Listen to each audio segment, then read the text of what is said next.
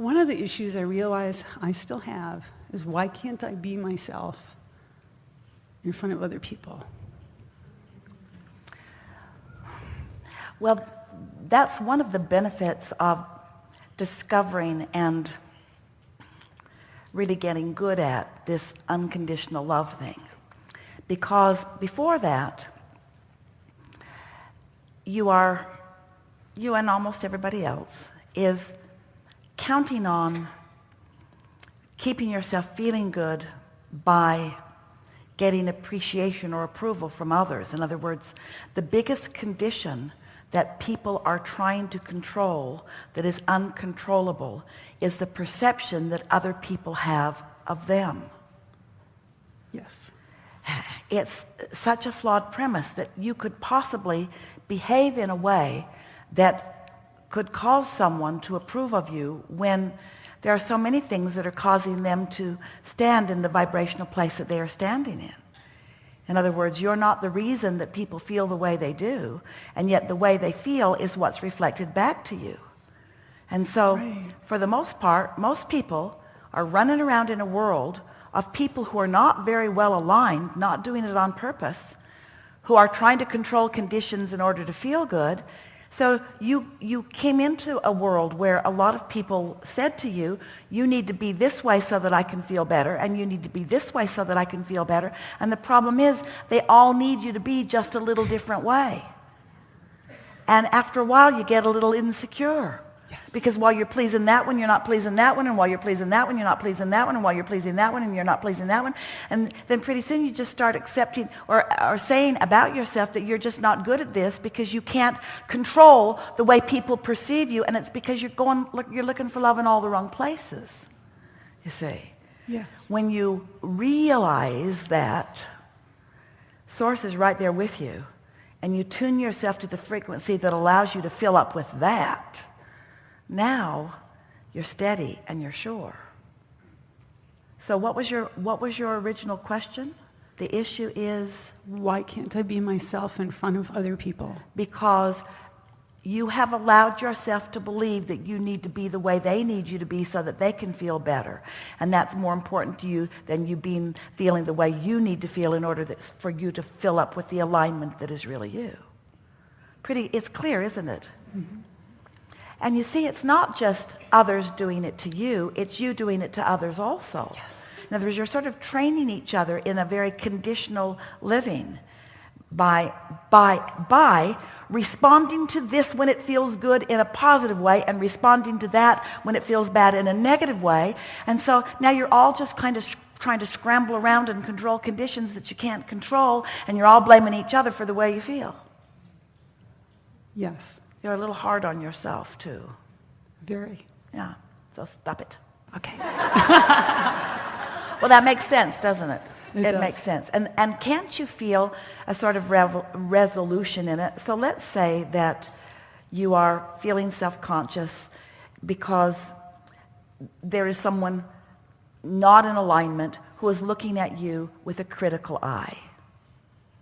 And you believe that you need to do something to soothe their critical eye.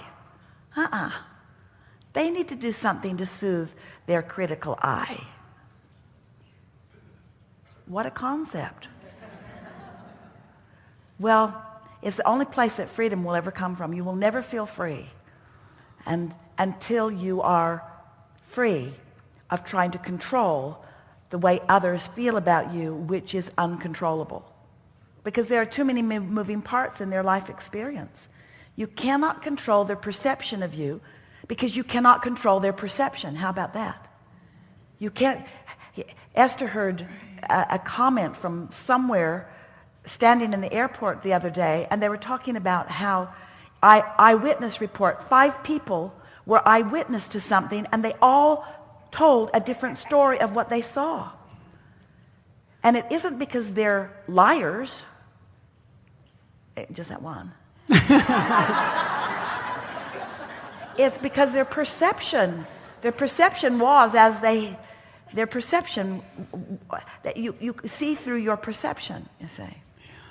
So once you play with this a little while and you little by little discover alignment by the focus of your own mind, not only will it become less important to you to find love through the appreciation of others, but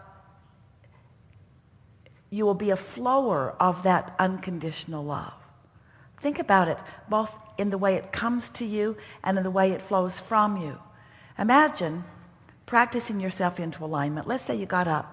Well, let's start in a different place. Let's say you realized that while you slumber, your momentum stops.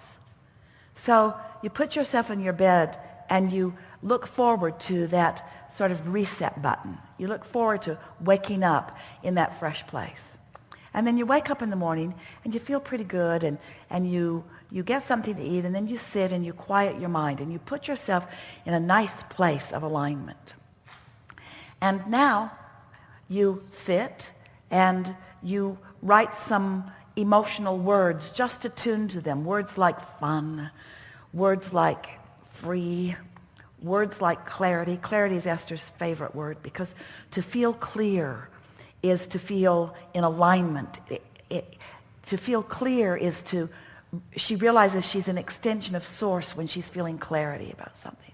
So she will sit and just write words like that: clarity, freedom, fun. And many times she will repeat the same word over and over again. She'll just fill the page with those good feeling words until she's got that vibration going on around her. So then imagine being in that place where you're in a good place. You are experiencing unconditional love. There has not been one condition that you needed to be a certain way in order to feel this way. You just woke up and you didn't get in your own way. You woke up and you didn't introduce any conditions that would hinder it. Maybe that's why you want to go away for 11 days. You wake up,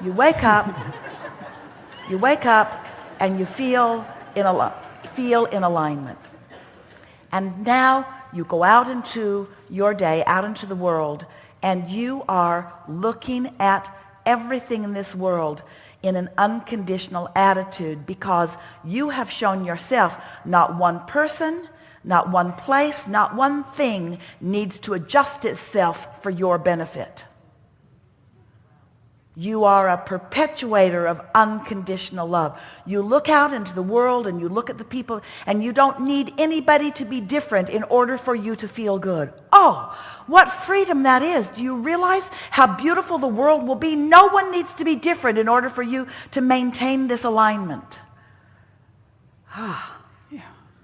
And then that one walks in, does what that one always does, and you wish they'd go away. But you do it tomorrow, and you do it the next day, and you do it the next day, until you've got a handle on this, till you feel good unconditionally, you see. So not only do you receive the benefit of feeling good, not only does your point of attraction shift so that good feeling things are surrounding you, but you are a perpetuator of this unconditional love, because you aren't making demands on anyone or anything to be different than it is. And that, feel this. Feel the power in this. This is a bonus that you've been looking for, that you didn't expect to get in this way. But consider this. In this state of unconditional love, in this state of unconditional alignment, as something occurs in your experience that you can't control anyway, and you don't need to control anyway, feel the freedom in that. But then here's the peace that you didn't expect to find in this. In this consistent living and flowing and being of alignment without conditions needing to shift, you have changed your point of attraction to this place where the things that are in the vortex that you've been wanting can easily be realized by you. So it feels like your path is, you feel confident about where you're going.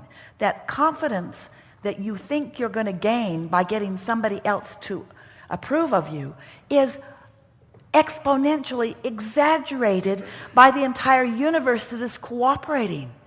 In other words, things just lining up for you, in big things lining up for you. And it's interesting, because the reason that you want approval from others is because approval feels better than disapproval, but most of you are wanting to shore up your sense of self through the approval of others, but it's only a scanty little improvement that you can ever get from someone else. It doesn't mean that we don't want you to joyfully accept compliments from others. That's not what we mean. We just don't want you to need them. We want them to come naturally as in response to your vibration. So it doesn't feel like such an issue anymore, does it? No. So then how do you get there? In other words, now you understand it conceptually. So how do you get to that place where you feel no need for the approval of others? Because you've found yourself again and again in alignment with Source, who doesn't just approve of you, adores you, who knows you, who is you. Pure, positive energy flowing to you and through you. So then someone will say something to you like Tracy, Esther's daughter, said that one night she tucked Luke in. He was really little. And she said to Luke, "I love you." And he said, "I know."